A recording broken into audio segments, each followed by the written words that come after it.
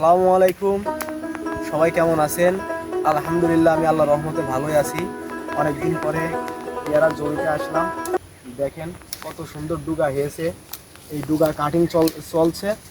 আলহামদুলিল্লাহ, পেয়ারা গাছ খুব ভালো। আপনারা দেখেন, এই যে ডুগা কাটছি, এই দেখেন ডুগা, এগুলো কাটিং করতে হয়। এগুলো বড় হলেই কেটে দিতে হয়, না কাটলে আপনার পেয়ারা হবে না। ডুগা বড় বড় হয়ে গিয়েছে, গাছও বড় বড়। এই দেখেন ডুগা, এই ডুগাগুলো কেটে ফেলতে হয় ইয়েতে। দেখেন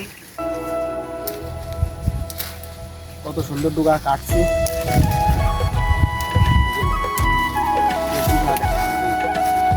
দেখেন আপনারা ডুগা কীভাবে কাটা হয়।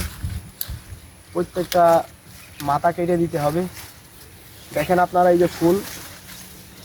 যে ফুল রয়েছে, এই ফুলের উপর থেকে কাটতে হবে। এই যে কাটিং করতে হলে এই দুটো ফুল রেখে উপর থেকে কাটতে হবে। দেখেন আপনারা, এই যে এটাও দেখেন, এই যে এই ফুলটা রেখে দিয়ে এখান থেকে কাটতে হবে। এখান থেকে আবার পরে ডাল বেরোবে।